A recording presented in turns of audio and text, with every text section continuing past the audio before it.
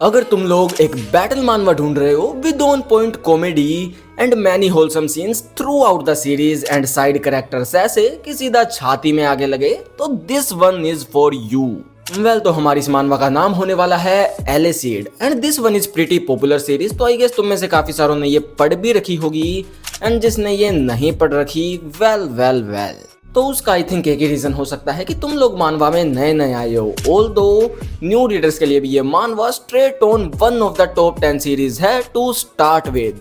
तो आज मैं इस मानवा को लेकर मेरा एक्सपीरियंस शेयर करने वाला हूँ एंड साथ ही न्यू रीडर्स के लिए मैं इसका नो स्पॉइलर रिव्यू भी देने वाला हूँ, जहाँ पे starting of with its art.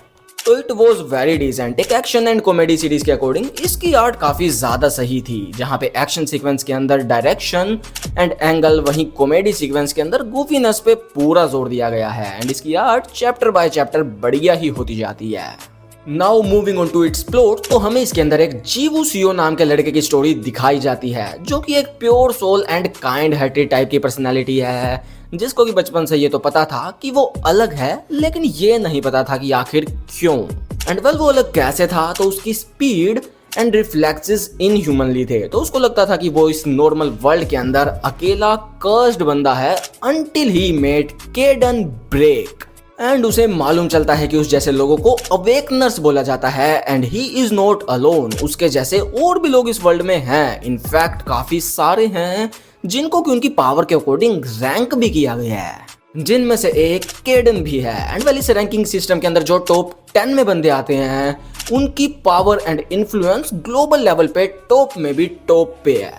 And if you wondering कि इस रैंकिंग के अंदर केडन कहाँ पे स्टैंड करता है, तो मैं ये नहीं बता रहा। मैं बस इतना बता रहा हूँ कि यहाँ पर केडन डिसाइड करता है जीवू को अपने अंडर लेने का। तो technically he is master of our MC, तो you can assume his power.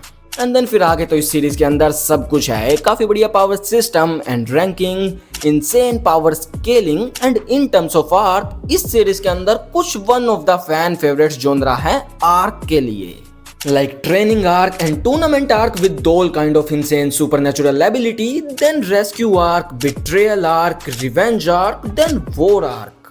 मैं बता रहा हूँ आर्क के जो जो जोनरा फैंस को पसंद हैं इस सीरीज के अंदर वो सब हैं, सब। देन इस सीरियसनेस के साइड बाय साइड वही होलसमनेस, रिलेशनशिप, बॉन्ड, कॉमेडी वो भी चलती रहती है with multiple great side characters, जो कि सीरीज का एक और प्लस पॉइंट है। एंड अगर मैं मेरे एक्सपीरियंस से बताऊं तो मैंने इसको काफी एंजॉय किया था। आई थिंक उन 4-5 दिनों में मैंने और कुछ किया भी नहीं था, सिर्फ इसको ही रीड किया था, जिसको आई गेस 7-8 महीने हो गए हैं, जिसके बाद थोड़ा दिमाग तो खराब रहता है, क्योंकि वही अब हर हफ्ते इंतजार करो नए चैप्टर के लिए, जो खुशी फिर 5 मिनट भी नहीं टिकती।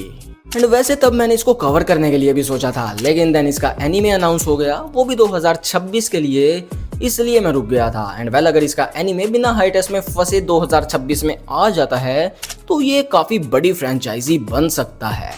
एनीमे इंडस्ट्री में भी, मानवा इंडस्ट्री में तो इसका ऑलरेडी काफी बड़ा नाम है, क्योंकि ये हर एक पॉइंट को चेक करके भी चलता है। Well, this series hold that aura. And इसमें केडन का और आई शुड से केजन नाइट्रेट का कैरेक्टर तो मेरा बहुत ही ज्यादा फेवरेट है। तो यस, अगर तुम इस सीरीज को अब तक मिस कर रहे थे तो डू चेक आउट एलिसीड, क्योंकि this is one of that type series जो कि सीधा सीने में आके हिट करती है। बाकी तो वीडियो इतनी ही थी, तो do like, share, comment and subscribe and also take care. तो मिलते हैं अगली वीडियो में, टाटा बाय बाय।